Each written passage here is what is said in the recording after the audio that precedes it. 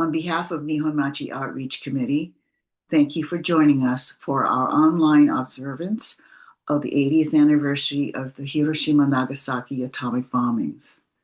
My name is Reiko Nakayama, and I will be hosting this program.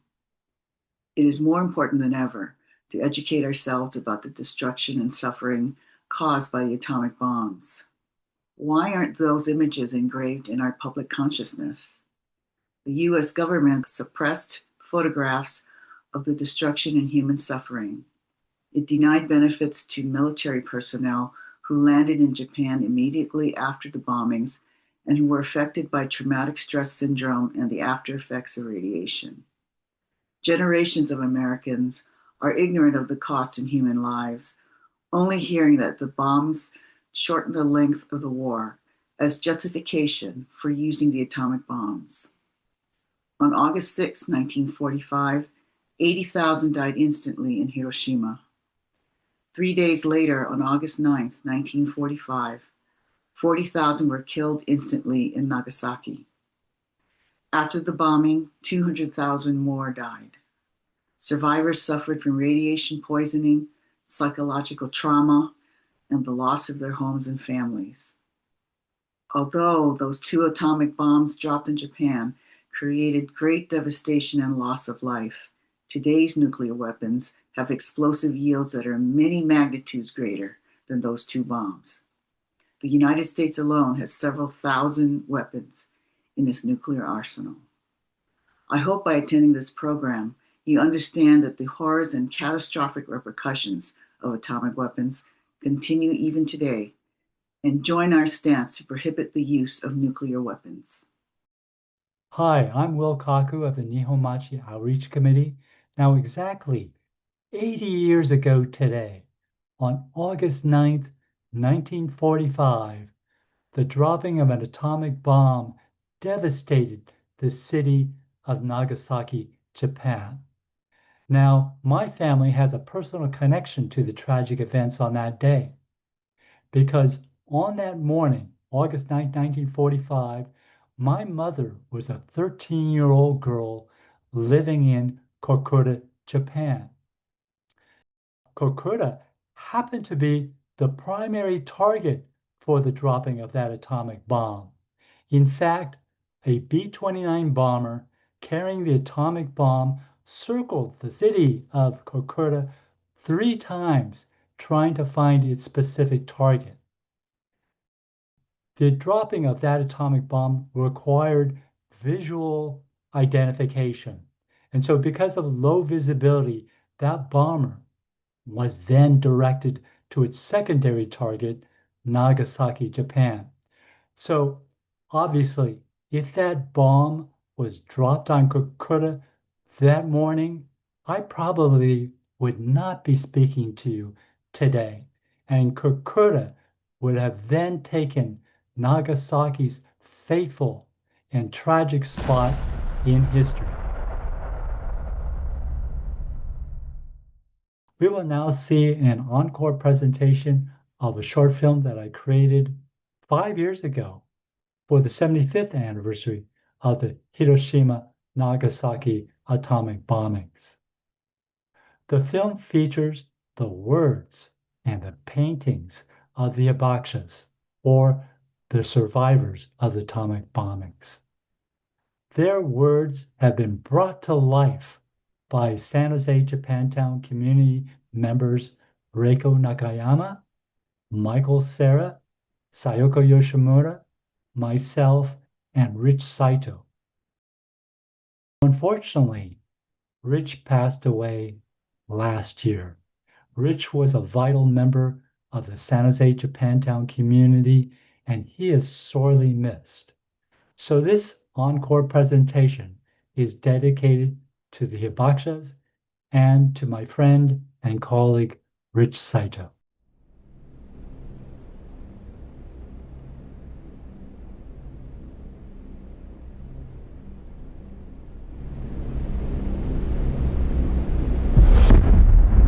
A strange flash of light engulfed my whole body. I instinctively lowered my head. Ryuji Ishigai.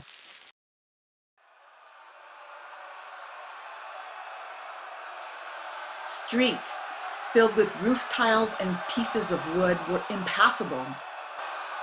So everyone headed to the river.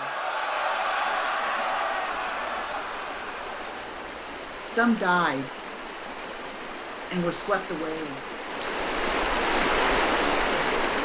Yoshio Takahara.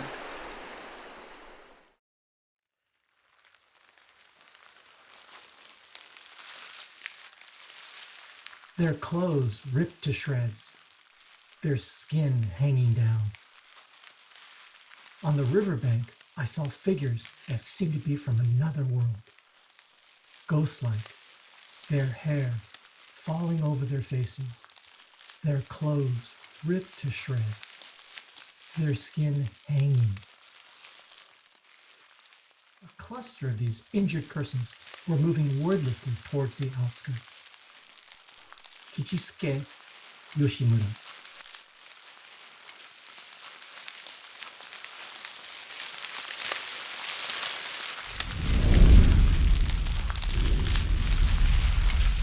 The elementary school had collapsed completely, while its pupils remained trapped underneath.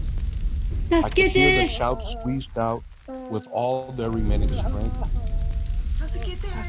but had no choice but to run from the falling sparks of fire and away from the voices calling for help. Yoshinori Kato.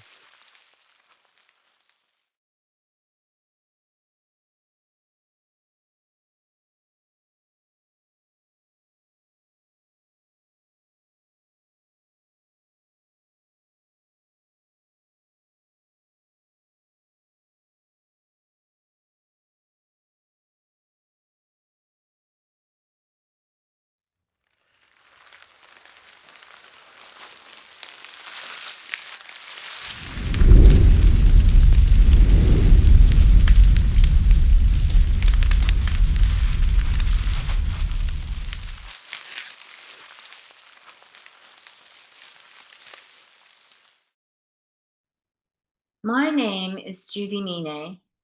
I am a member of the Nihonmachi Outreach Committee. I will be introducing the film, The World I Want to Live In. Reverend Takashi Tanemori, a Hiroshima atomic bomb survivor, relates his personal experience on this horrific day of the bombing. Jason Cordis, the filmmaker, was an East Bay teenager when he made this film. He entered it in the 2016 White House Film Festival, where it was chosen as a finalist. Here is the film, The World I Want to Live In. I was returning to Hiroshima 1 year after the bombing. I remember the end of 1945, I was told Hiroshima will not see the new life for the next 75 years. I went to the river right behind the station. Then once again, the memory of that morning, August 6th, returned. My parents, I said, what can I do? After I cried, I looked. My eyes caught something against the embankment, the river, sticking out from the earth, looking toward the heaven. Against pitch dark, burned, the scars, the darkness emerged. A blade of grass.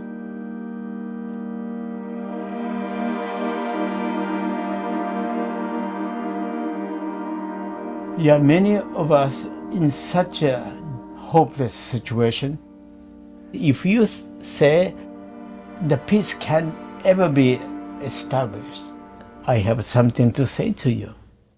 This is the simplest way to make the world safer, peaceful place. Learn to live for the benefits of others first. Then we all benefit. That's what my daddy said.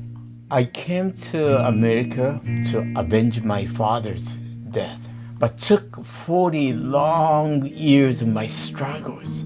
Then I found revenge gets revenge, anger gets anger. I think peace can establish. You could have peace start in your own heart.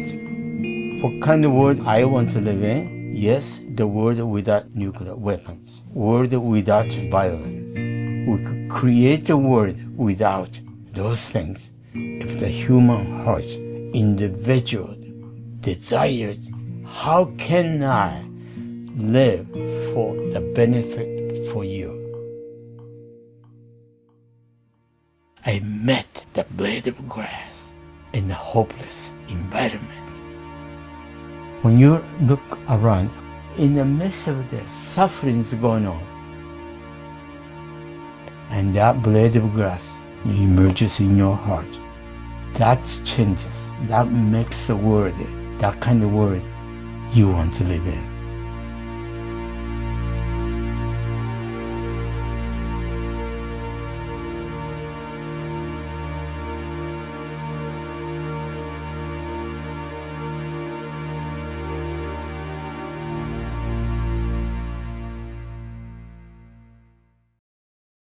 Hello, I'm Fran Ellis of the Nihonmachi Outreach Committee.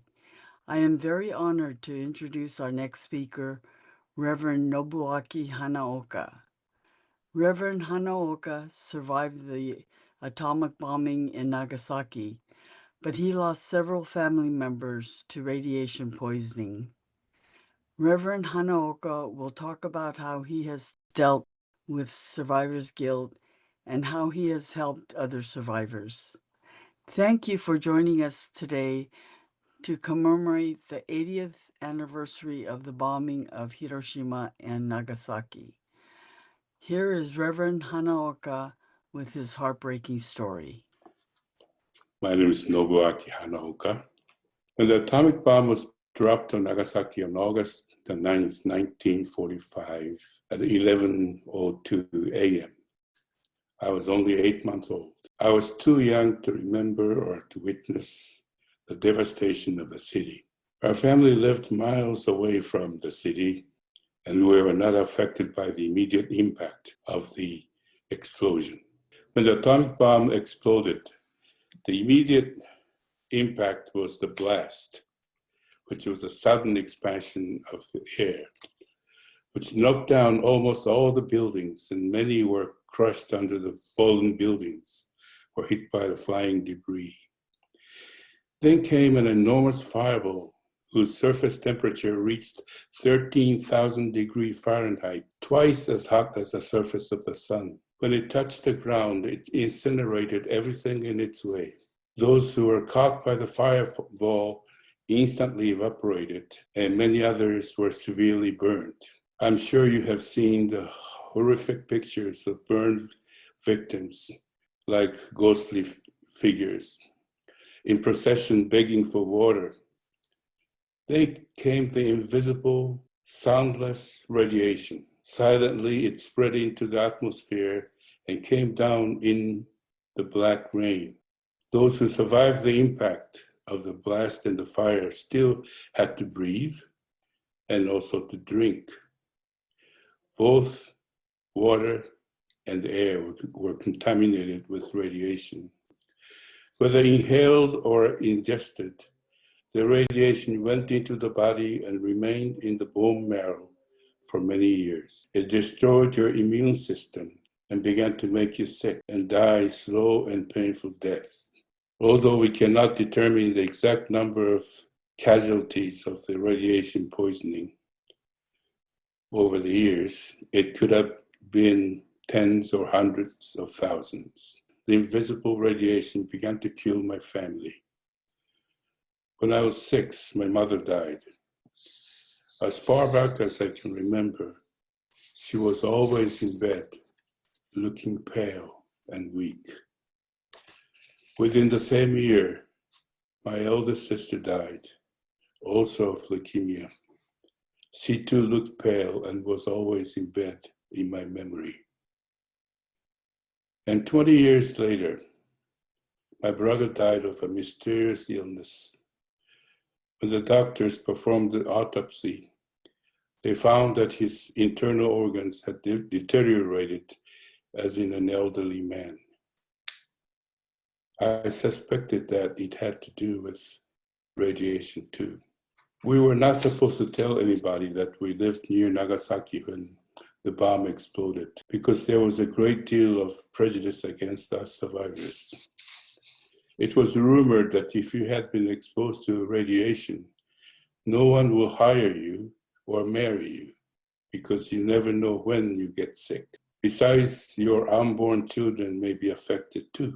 Years later, when my son was born, the first thing I asked the doctor was, "Does he have all the 5 fingers?"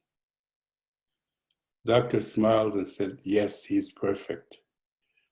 What a relief that was. Today, my sister died. I happened to overhear a conversation between her doctor and my father. Having lost 2 loved ones in a row, my father wanted to know what was going to happen to the rest of the family. So he asked the doctor about me, the youngest. And the doctor said, if your youngest one was exposed to the radiation the same way as his mother and sister, he may not live to see his 10th birthday. I was only 6, and I did not know how to process such a thought. I became depressed and withdrawn. I could not speak for a few months. Fortunately, my 10th birthday came and went without an incident. I felt relieved, but I began to question why the good people like my mother and my sister had to die, and I, good for nothing, am still alive. Later, I learned that such feelings were quite common among survivors and was called the survivor's guilt. So I grew up with apologizing for being alive all the time. I developed a very low self-esteem. Nuclear weapons make those who were exposed to radiation suffer physically, mentally, and socially for many years after the bombing. Nuclear weapons are the most inhumane, immoral weapons of indiscriminate machine of mass murders. In fact, of global annihilation. They should never be allowed to exist on Earth. When I was a young pastor at a Methodist church in Alameda, I met Mr. Kanji Kuramoto, who was also a resident of Alameda. He was the chairman of the Committee of Atomic Bomb Survivors. And through him, I met many hibakshas, or A-bomb survivors in Northern California. With some community activists and supporters, we formed a group called Friends of Hibaksha. We found that survivors had to tell someone about horrifying stories of surviving the nuclear holocaust, because the hibaksha did not want to annoy their families by repeating why they are still haunted. Hibakshas had to get together with other hibakshas who understood. We conducted an oral history project. We sat down with each survivor and tape recorded their stories. We transcribed the tapes and made them available to the researchers. What we learned was that they all felt that those who died instantly in the blast or in the fire were the lucky ones, because they were spared of the long and painful struggles with radiation. The world knows that as long as the US maintains its nuclear superiority, we have no moral ground to demand other states to disarm. Our negotiations will be seen only as an effort to keep our nuclear advantage. It only takes the US president to invite all 9 nuclear weapon states to a table of negotiation and start discussing dismantling of all their nuclear weapons. We know that no one can win a nuclear war. We have been too quiet and complacent, but now we must rekindle the vision and activism for a peaceful and nuclear-free world.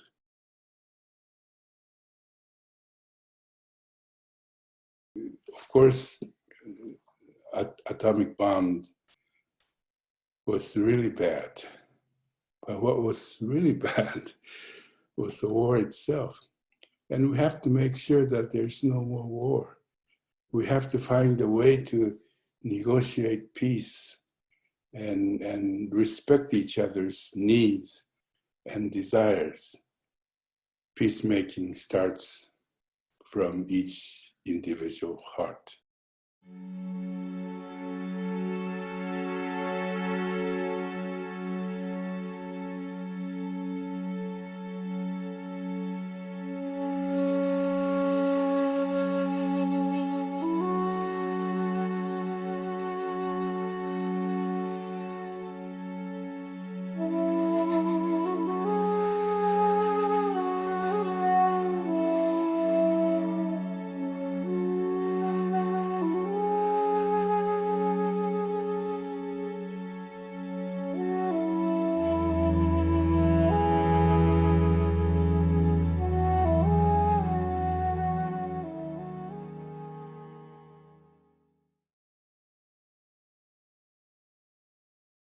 Hi, I'm Scott Yundt, Executive Director of Livermore, California-based Tri-Valley Communities Against a Radioactive Environment, or CARES.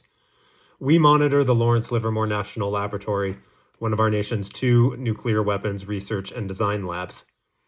On August 6th, we gathered at the gates of Livermore Lab to remember the words of the Hibakusha, the survivors of the bombings, "Never again." Our protest occurred while about 9,500 workers entered the facility, many to work on a new generation of nuclear bombs. I want us to remember that the actions of a relative few have had a major impact on nuclear threats before. In fact, we've seen an overall reduction of 80% in nuclear stockpiles since the high in 1986. And in 2021, the UN Treaty on the Prohibition of Nuclear Weapons entered into force. It now has 94 nations signed on.